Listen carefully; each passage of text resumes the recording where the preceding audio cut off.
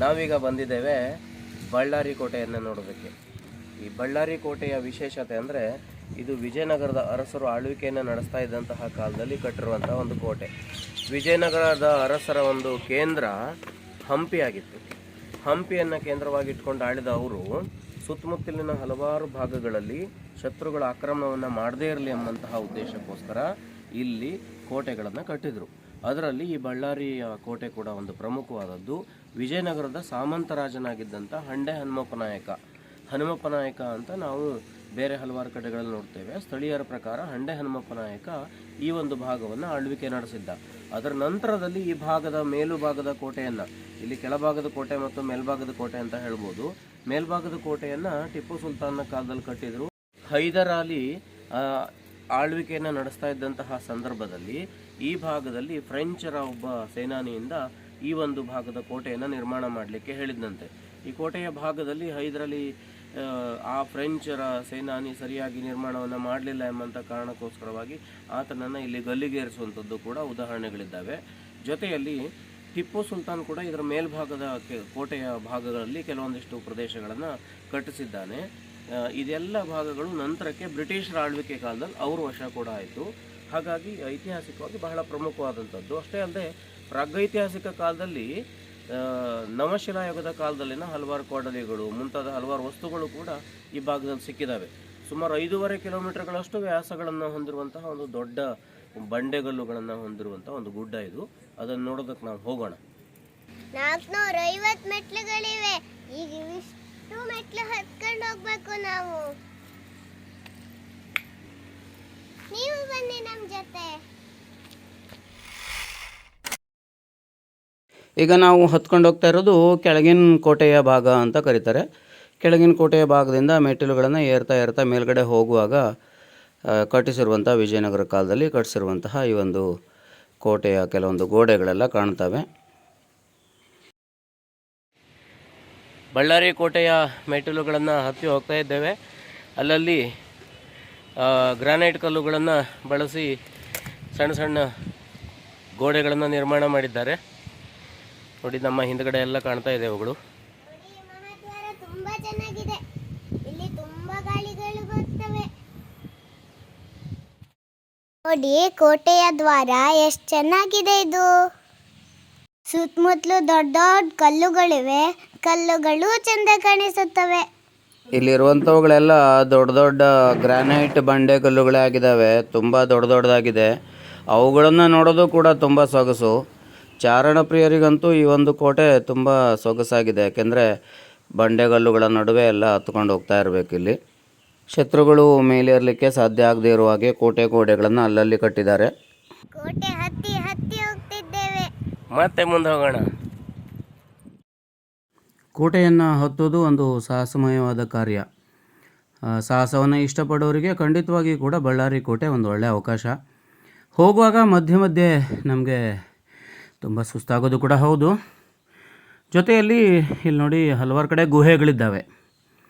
ನಾವೀಗ ಅಕ್ಕಪಕ್ಕದಲ್ಲಿ ಗುಹೆಯನ್ನು ನೋಡೋದ್ರ ಜೊತೆಯಲ್ಲಿ ಹೋಗುವಂಥ ಸಂದರ್ಭದಲ್ಲಿ ಇಂತಹ ಕೆಲವೊಂದಿಷ್ಟು ಕಲ್ಲು ಬಂಡೆಗಳ ಮಧ್ಯದಲ್ಲಿ ಕೂಡ ಸಾಗಬೇಕು. ನೋಡಿ, ಈ ಕಲ್ಲು ಬಂಡೆಗಳ ಮಧ್ಯದಲ್ಲಿ ಸಾಗೋದು ಕೂಡ ಒಂದು ವಿಶಿಷ್ಟವಾದಂತಹ ಅನುಭವನೇ ಹೌದು. ಯಾಕೆಂದರೆ ಈ ಬಂಡೆಗಳ ಮಧ್ಯದಲ್ಲಿ ಕೂಡ ಬೇರೆ ಬೇರೆ ರೀತಿಯಾದಂತಹ ಶಿಲಾ ಸೌಂದರ್ಯ ಕಾಣ್ತದೆ. ನೋಡಿ, ಅಲ್ಲೊಂದು ಕಲ್ಲು ನಿಂತಿದೆ, ಯಾವ ರೀತಿ ಬ್ಯಾಲೆನ್ಸ್ ಆಗಿದೆ ನೋಡಿ ಆ ಥರದಲ್ಲಿ.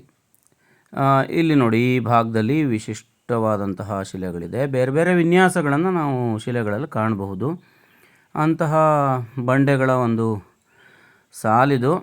ಅಂಥ ಗ್ರಾನೈಟ್ ಶಿಲೆಗಳನ್ನು ನಾವಿಲ್ಲಿ ನೋಡ್ತಾ ಇದ್ದೇವೆ. ಇಲ್ಲಿ ಹಲವಾರು ವಿರಮಿಸಲಿಕ್ಕೆ ಕೂಡ ಶಿಲೆಗಳ ಭಾಗದಲ್ಲಿ ಸ್ಥಳ ಉಂಟು. ನೋಡಿ, ಈ ಶಿಲಾಭಾಗವನ್ನು ನಾವು ಹೊಕ್ಕು ಒಳಗೆ ಸಾಗಬೇಕು. ತುಂಬ ಅದ್ಭುತವಾದಂಥ ಒಂದು ಅನುಭವ. ಯಾಕಂತಂದರೆ ಇಲ್ಲಿ ಅಕ್ಕಪಕ್ಕದ ಭಾಗದಲ್ಲಿ ಹಲವಾರು ಗುಹೆಗಳ ಮಾದರಿಯಲ್ಲಿದೆ, ಸಂದಿಗೊಂದಿಗಳಿದ್ದಾವೆ. ಮೇಲ್ಭಾಗದಲ್ಲಿ ಬಂದು ಶಿಲೆಗಳನ್ನು ಯಾರೋ ಸಿಕ್ಕಿಸಿಟ್ಟ ಹಾಗೆ ಕಾಣ್ತದೆ. ಇದನ್ನು ದಾಟಿ ಮೇಲಕ್ಕೆ ಹೋದರೆ ಮೇಲಿನ ಕೋಟೆಯ ಭಾಗ ಅಂತ ಕೂಡ ಹೇಳ್ತಾರೆ. ಇದು ಮೇಲಿನ ಕೋಟೆಯ ಭಾಗದ ಪ್ರವೇಶ ದ್ವಾರದ ಹಾಗಿದೆ ಅಂತ. ಇಲ್ಲಿ ನೋಡಿ, ಕೆಲವೊಂದೆಲ್ಲ ಕಮಲದ ಹೂವಿನ ಆಕಾರದ ಶಿಲೆಗಳನ್ನು ಕೂಡ ನೋಡ್ಬೋದು. ಇದು ಮೇಲಿನ ಕೋಟೆಯ ಭಾಗಕ್ಕೆ ನಾವು ಪ್ರವೇಶವನ್ನು ಮಾಡಿದ್ವಿ. ವಾವ್, ಎಷ್ಟೊಂದು ಸುಂದರವಾಗಿದೆ ನೋಡಿ. ಇಲ್ಲಿ ಇಂಡೋ ಸಾರ್ಸನಿಕ್ ಶೈಲಿಯಲ್ಲಿ ಕೆಲವೊಂದು ನಿರ್ಮಾಣಗಳನ್ನು ನಾವು ನೋಡ್ತೇವೆ ದ್ವಾರಗಳಲ್ಲಿ.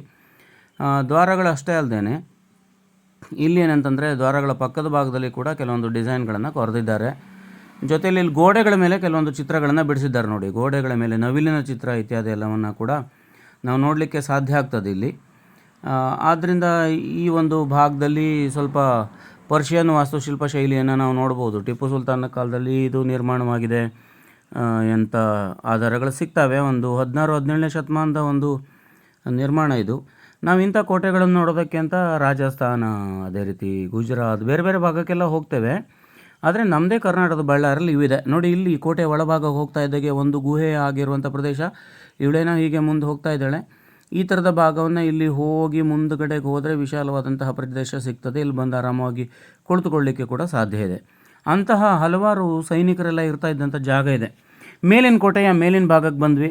ಮೇಲಿನ ಕೋಟೆಯ ಭಾಗಕ್ಕೆ ಬರ್ತಾ ಇದ್ದಾಗೆ ಶಿಲೆಗಳ ಪಕ್ಕದಲ್ಲಿ ವಾವ್, ಎಷ್ಟೊಂದು ಸುಂದರವಾದಂತಹ ಸ್ಥಳ ನಮ್ಮನ್ನು ಆಮಂತ್ರಿಸ್ತು. ಇದು ಮೇಲಿನ ಕೋಟೆಯ ಭಾಗ. ಈ ಕೋಟೆಯ ಭಾಗಗಳನ್ನೇ ಸಂಪೂರ್ಣವಾಗಿ ಏನಂತಂದರೆ ಟಿಪ್ಪು ಸುಲ್ತಾನ ಕಾಲದಲ್ಲಿ ಕಟ್ಟಿರೋದು ಅಂತ ಕೂಡ ಹೇಳ್ತಾರೆ.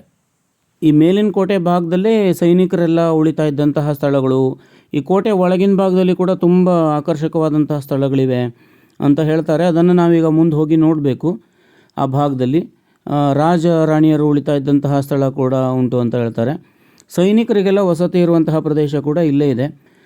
ತುಂಬ ಎತ್ತರವಾದಂಥ ಪ್ರದೇಶ, ದೊಡ್ಡ ದೊಡ್ಡ ಕಲ್ಲು ಬಂಡೆಗಳು ಕೂಡ ಇದ್ದಾವೆ. ಈ ಮೇಲಿನ ಕೋಟೆಯ ಭಾಗದಿಂದ ನೋಡಿದಾಗ ಕೆಳಗಿನ ಭಾಗ ಎಲ್ಲ ಕೂಡ ಕಾಣ್ತದೆ ಮತ್ತು ಒಂದು ಕೋಟೆಯ ಸೌಂದರ್ಯ ಇಲ್ಲಿದೆ. ನಾವೀಗ ಬಳ್ಳಾರಿ ಕೋಟೆಯ ಅತ್ಯಂತ ತುದಿಗೆ ಬಂದಿದ್ದೇವೆ. ಅತ್ಯಂತ ತುದಿಗೆ ಬಂದಾಗ ಗಾಳಿ ಬೀಸ್ತಾ ಇದೆ. ಹಿಂದೆ ಕಾಣ್ತಾ ಇರುವಂಥ ಕೋಟೆ ತುಂಬ ಚೆನ್ನಾಗಿದೆ. ನೋಡಲೇಬೇಕಾದಂಥ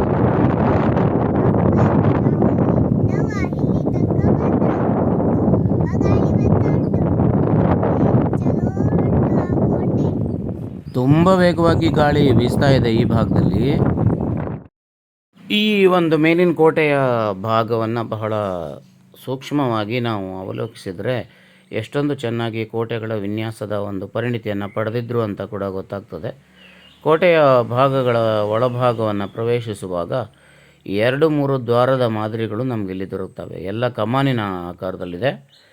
ಒಳಗಡೆ ಪ್ರವೇಶ ಮಾಡಿದ್ರೆ ಮತ್ತೆ ಬೇರೆ ಬೇರೆ ಕಟ್ಟಡಗಳು ಕಾಣ್ತದೆ. ಈ ಮೇಲ್ಭಾಗಕ್ಕೆ ಬಂದಮೇಲೆ ಇದೇ ಕೋಟೆನೇ ಕೊನೆಯೇನೋ ಅಂತ ಕಾಣ್ತದೆ. ಅದರಲ್ಲಿ ನೋಡಿ, ಇಲ್ಲಿ ಮೇಲ್ಗಡೆ ಬಂದಮೇಲೆ ಎಷ್ಟೊಂದು ನಿರ್ಮಾಣಗಳಿದ್ದಾವೆ ನೋಡಿ. ಈ ಕೋಟೆಯ ಒಳಭಾಗ ಪ್ರವೇಶ ಮಾಡಿದರೆ ಅದರ ಕೆಳಗಿನ ಭಾಗದಲ್ಲಿ ಇಂತಹ ಒಂದು ಸಂಗ್ರಹಾಲಯ ಅಂತ ಹೇಳ್ಬೋದು.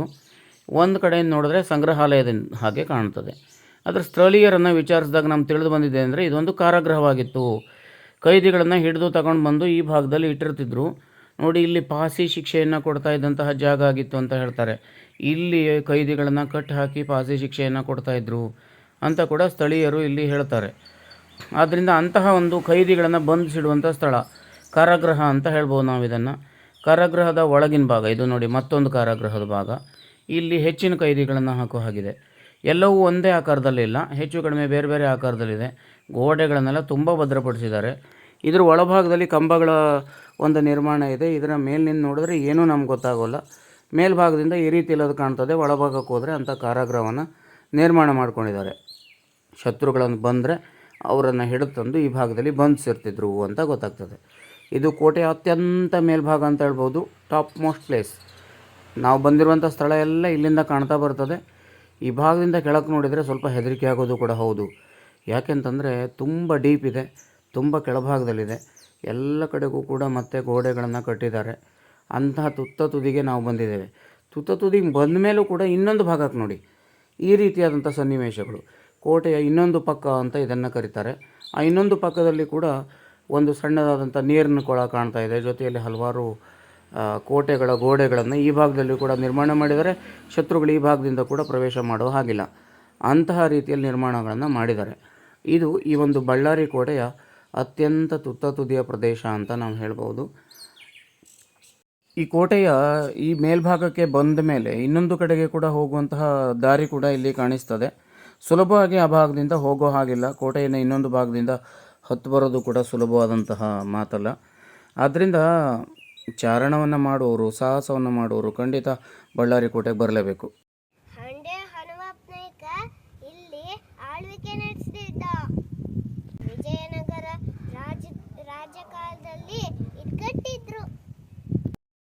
ಈ ಭಾಗದಲ್ಲಿ ರಾಜಮನೆತನದವರು ಕೆಲವು ಕಾಲ ವಾಸವಾಗಿದ್ದರು ಅಂತ ಕೂಡ ಹೇಳ್ತಾರೆ. ಉಗ್ರಾಣ ಕೂಡ ಈ ಭಾಗದಲ್ಲೇ ಇತ್ತು ಅಂತ ಕೂಡ ಹೇಳ್ತಾರೆ. ನೋಡಿ, ಇದೊಂದು ರೀತಿಯ ಅರಮನೆಯ ರೀತಿ ಕಾಣುವಂತಹ ಸನ್ನಿವೇಶಗಳನ್ನು ನಾವಿಲ್ಲಿ ಕಾಣ್ತೇವೆ. ರಾಜಮನೆತನದವರು ಅಥವಾ ಇಲ್ಲಿ ಆಳ್ವಿಕೆಯನ್ನು ನಡೆಸ್ತಾ ಇದ್ದಂತಹ ಪಾಳೆಯಗಾರರ ಮನೆತನದವರು ಈ ಭಾಗದಲ್ಲೇ ವಾಸವಾಗಿದ್ದರು ಅಂತ ಕೂಡ ಹೇಳ್ತಾರೆ. ಅದರ ಒಳಭಾಗ ಒಂಥರ ಅಂಡರ್ಗ್ರೌಂಡ್ ಇದ್ದಂಗಿದೆ. ಗುಹೆ ಒಳಗಡೆ ಪ್ರವೇಶ ಮಾಡಿದ ಅನುಭವ ಆಗ್ತದೆ. ತುಂಬ ತಂಪಾದಂತಹ ಪ್ರದೇಶ ಆಗಿದೆ ಇದು. ಈ ಭಾಗದಲ್ಲಿ ವಾಸವಾಗಿದ್ದರು ಪಾಳೆಯಗಾರರು, ಅವರ ಮನೆತನದವರು ಅಂತ ಕೂಡ ಹೇಳ್ತಾರೆ. ನೋಡಿ, ಇಲ್ಲಿಗೆ ಬಂದಾಗ ಸ್ವಲ್ಪ ಭಾಗ ಡ್ಯಾಮೇಜ್ ಆಗಿರೋದು ಕಂಡರೂ ಕೂಡ 400-500 ವರ್ಷಗಳಾಗಿರೋದ್ರಿಂದ ಇನ್ನೂ ಕೂಡ ಈ ಸ್ಥಿತಿಯಲ್ಲಿ ಇದೆ. ಅದು ಕಲ್ಲಿನ ಕಂಬಗಳು ತುಂಬ ಸುಭದ್ರವಾಗಿದ್ದಾವೆ. ನಾವು ನೋಡಿ, ಈಗ ನಾವು ನೋಡ್ತಾ ಇರುವಂಥ ಪ್ರದೇಶದ ಒಳಭಾಗಕ್ಕೆ ಹೋಗಿ ಬಂದ್ವಿ ನಾವು. ಅಲ್ಲಿನ ಭಾಗ ಮೇಲಿಂದ ನೋಡಿದಾಗ ಏನೂ ನಮಗದು ಅನುಭವಕ್ಕೆ ಬರೋದಿಲ್ಲ. ಅಲ್ಲಿ ವಸತಿಯ ಭಾಗವಾಗಿತ್ತು ಅಂತ ಕೂಡ ಅದನ್ನು ಹೇಳ್ತಾರೆ. ಒಟ್ಟಾರೆ ನಾವೀಗ ನೋಡ್ತಿರೋದು ಈ ಬಳ್ಳಾರಿ ಕೋಟೆಯ ಅತ್ಯಂತ ಮೇಲ್ಭಾಗ. ಜೈಪುರದಲ್ಲೆಲ್ಲ ಇರುವಂತಹ ಕೋಟೆಗಳಿಗೆ ಒಂದು ಸರಿಸಮಾನವಾದಂಥ ಕೋಟೆ ಅಂತ ಹೇಳ್ಬೋದು. ಒಮ್ಮೆ ಭೇಟಿ ಕೊಡಿ. ಧನ್ಯವಾದಗಳು.